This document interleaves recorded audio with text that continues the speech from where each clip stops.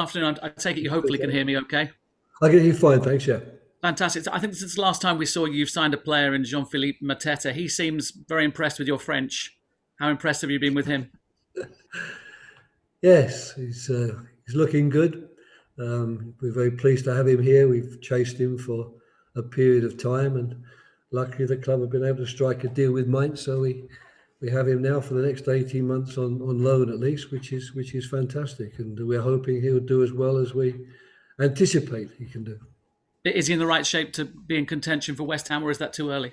No, it's too early. There's a few visa problems to sort out still, but hopefully we'll get those sorted out very quickly, and he'll be available very soon. But it would have been too soon to put him into the squad for tomorrow, whatever. Sam Allardyce has been talking about his hopes of bringing in Christian Benteke. Clearly, you're key to that. Are you dashing those hopes or fueling them?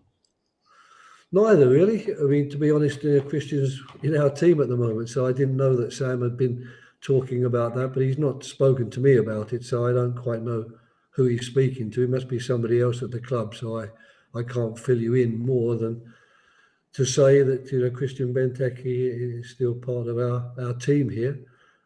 So I'm not convinced the club are going to be interested in letting him go. And the final one, transfer-wise, if you don't mind, Damari Gray has been linked and clearly kind of fits the bill in terms of profile and age. Is that someone putting two and two together, or is there a genuine interest there, Roy?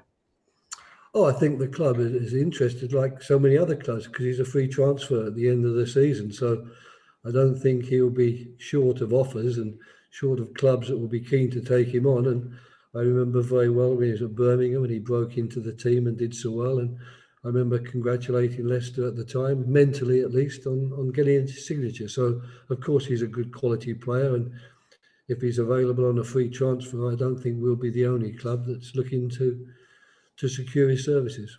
I know you would have rather played this weekend, but how valuable is 9 days as a break going into sort of 4 games in 11 days? Yeah, it's not something that I sort of complain about at all. It's like everything else. You're always robbing Peter to play Paul because you get a couple of extra days at one end and lose them at the other end. But I think it's probably been good for us to get everybody, fit if you like, or ready for the next game. And it's not just the next game as far as we're concerned now, it's the next 4 games because they come very, very quickly. So it's been good, I think, to get some coaching sessions and some training sessions into everybody, because now with these 4 games we're going to find ourselves in that cycle again where basically you're either recovering after a game or preparing for the next one. And starts with a proper test against a West Ham side that have found some real form. Yeah, they've been very good. I mean, I've been impressed with them since the start of the season, really. Davy's done a very good job there. I think they've found a way of playing that suits everyone in their team, and they're very, very dangerous. So it's not a good time to play them in that respect because their confidence must be very, very high. But unfortunately, when you play good teams, their confidence often is high. Just a final one from me. It's no surprise, I think, the question anyway. Frank Lampard has lost his job this lunchtime. Your reaction to that, Roy? It saddens me. I was pleased to see Frank get the job. I thought it was a good appointment. I thought he did an excellent job last season. Transfer embargo, a lot of young players, giving them a chance to show what they can do, and many of those repaid his faith, with bells on, you could say. So I was rather hoping that idol of the fans that he is, and Chelsea legend that he is, and young man that he is, that he'd get a longer shot at the job than just 18 months. But I think he will have learned an awful lot in these 2.5 years. Chelsea, it's not unusual for managers to have a short stay at the club, and all the others that have had short stays have gone on to have very good careers afterwards. And I'm rather hoping that's what will happen to Frank, as long as he's not too devastated by the blow, because when it happens to you for the first time and you do get sacked from a club, it is a devastating blow. But I think Frank is very strong mentally.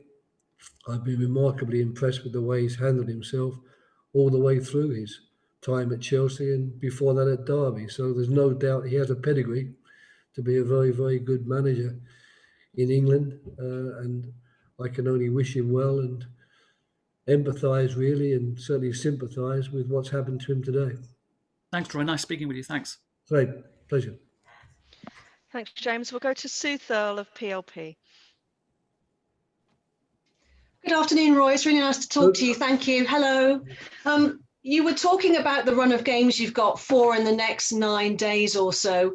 Looking at the fixtures in the next 6 weeks or so, is this the time to make a decisive move away potentially from any trouble at the wrong end of the table when you look at what's coming in maybe April, May?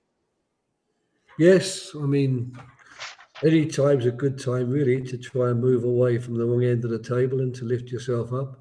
But you're quite right in pointing out that the games we have coming up in the next few weeks are against teams who are roughly in the same position as ourselves in the table. So you don't really want to be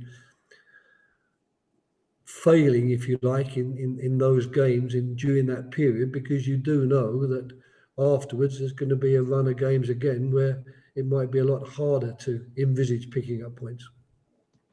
You mentioned your new signing, Mateta. I just wonder if you could speak a little to the qualities that you feel he will bring to your team. Well, he's tall and athletic. He's someone who likes to run and get behind defences. He's certainly someone who is really only interested in being in the penalty area and scoring goals. We think that he's the type of player who will adapt his game very well to the Premier League, because he has the sort of qualities that are important in Premier League football today. So obviously it's going to be a challenge for him in the beginning, coming to a new club after 3 years in Mainz in the Bundesliga, but he certainly comes here with a good pedigree. He certainly comes with a very good attitude. He's an intelligent young man, and I'm really thinking he's going to settle in particularly well.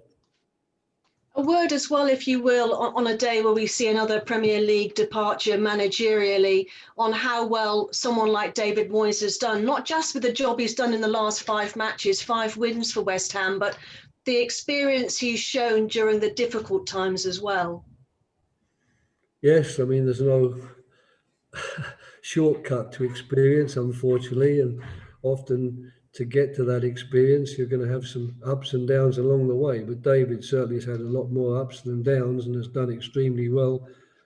He and I have been friends for a long time. I've always been a great admirer of his work. I think his teams are always exceptionally well organised and set up, and he knows how to get the best out of players and use the players that he finds in his club, and get a system of play and a way of playing that suits everybody and makes them very difficult to beat. So I thought he did well in his first spell at West Ham, and I was a little bit sad then that he didn't get the chance to carry on and they decided to go down a different route. But it shows how well he did even in that first spell at West Ham, that when they needed a new manager, their first thought was to turn back to him, and he's done exceptionally well.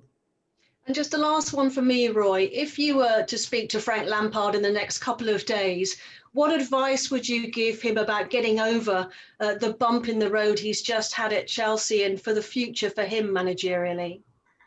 Well, I shall speak to Frank in the next few days anyway, because I have that sort of relationship with him. I won't give him any advice as such unless he particularly asks me for any advice.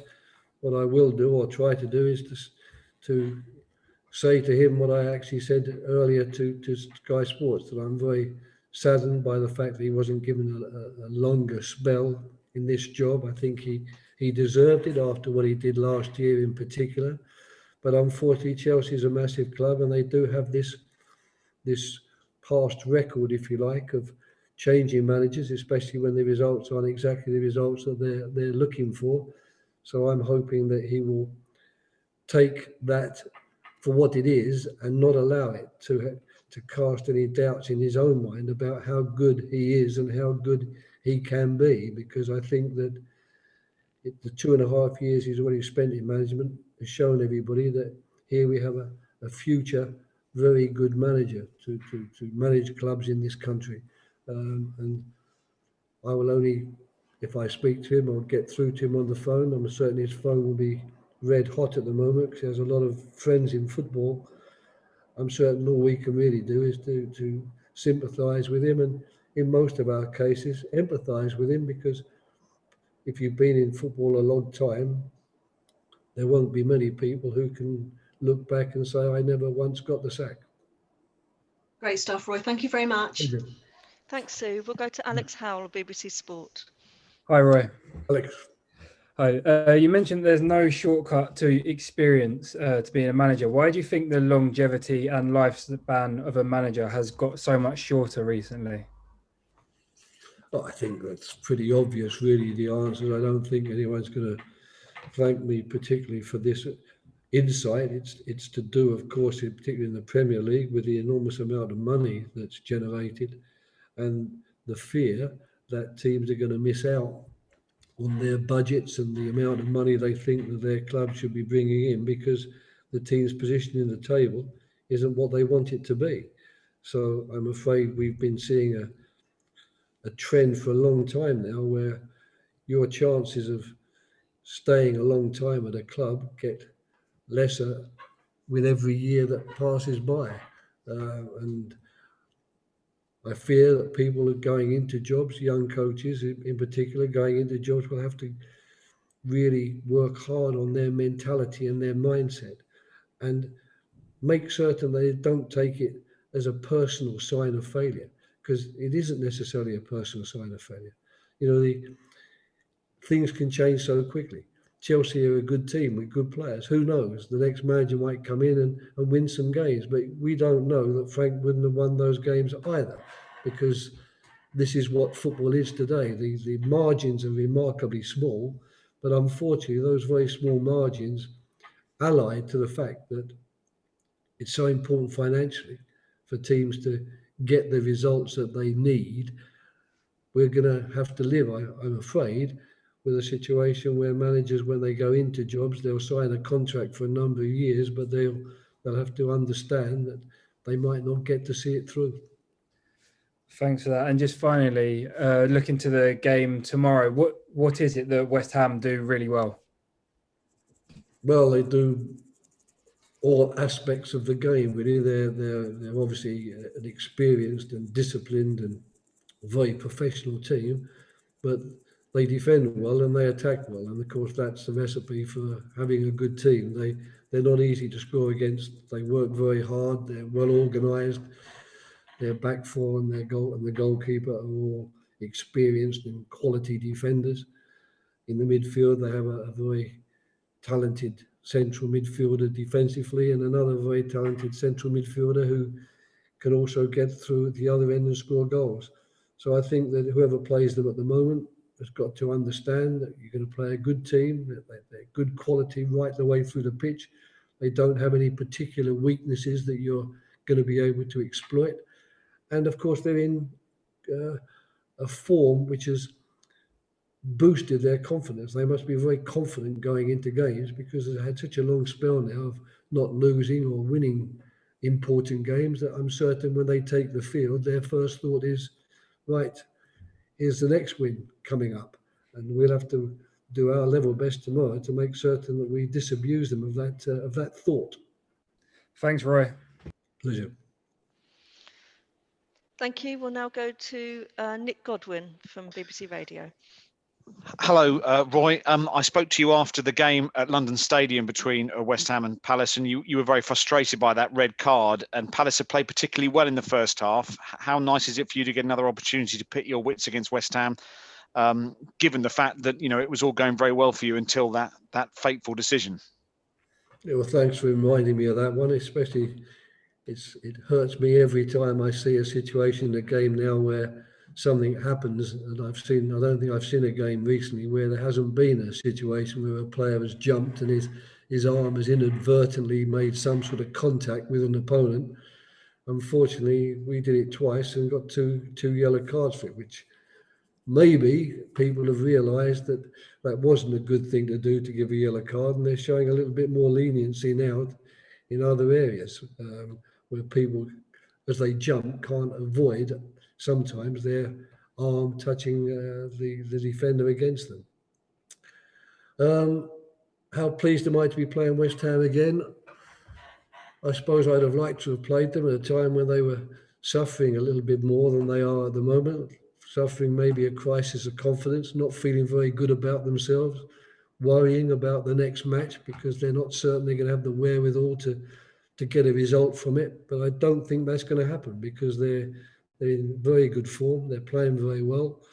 And of course, they're now eyeing a position amongst the European spots in the league. So it's going to be a very, very interesting evening for us. And we're going to have to be absolutely certain that the sort of performance we gave at the London Stadium, we give tomorrow night, if not better. It may be that there is doubt about Christian Benteke's future because of your new arrival. You brought a new striker in, so perhaps people are thinking he may be surplus to requirements. Is that an erroneous point of view, that because you brought in a new striker, Christian Benteke might not be part of your plans moving forward? I'm afraid as a manager, especially with a team that hasn't always scored enough goals, we've created more chances than we've converted. You can't have too many forwards, really. The competition for places is going to be very, very important for us. And this was an opportunity that came our way. It's a player that we followed for a long time.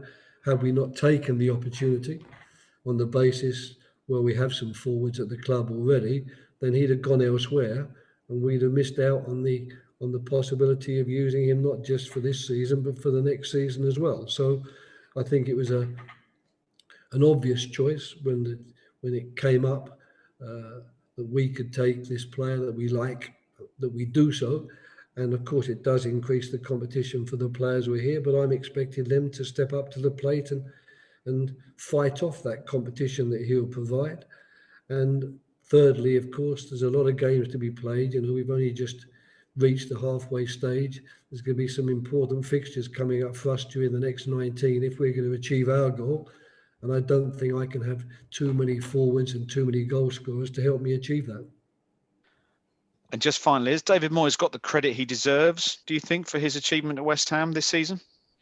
But he has from me, and I'm certainly has from his fellow professionals within the game of football. I can't speak for the outside noises that are obviously a part of football and part of our game as well. But I don't follow that as closely perhaps as I should.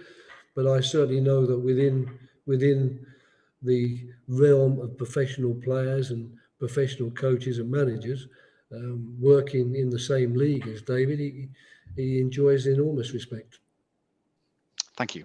Pleasure. Thank you. We'll go to David Charlesworth of PA. Hi, Roy. Nice to speak to you. You said about Jean-Philippe Matata, not being available tomorrow night. Is there anybody else unavailable? Yes, we've lost James Tompkins for tomorrow night. Unfortunately, there was an accident, if you like, in training, which has meant he's picked up an injury. So we're not able to use him tomorrow night, which we would have done otherwise. So that's a blow. And apart from that, it's the players who've been injured for a while now. Jeff Schlupp got injured 3-4 weeks ago. And before that, of course, there was Connor Wickham. There's Wayne Hennessy, although he's recovering very well. He's actually on the field again. And there's Nathan Ferguson, who is also recovering well from the injury he got. But in terms of the players and the squad that we've been using, it's basically Schlupp and Tompkins who will be missing, and Mamadou Sakho, of course. Mamadou Sakho too. And you to take it that Wilfried Zaha will be back then tomorrow. How much of a boost will it be to have him back at the start of 4 games in 11 days? Important. Every team needs its top players, and there's no doubt in my mind or anyone's mind, I guess, that Wilf is certainly one of those. So when you've got to play without one of your top players, it's pretty obvious you're going to miss him. So we're delighted that he recovered so quickly from the injury which kept him out of the Manchester City game, and I'm hoping to see the best of him tomorrow evening. Lovely. Thanks for your time. Pleasure. Okay, thank you. That concludes the broadcast section of the press conference. So if you're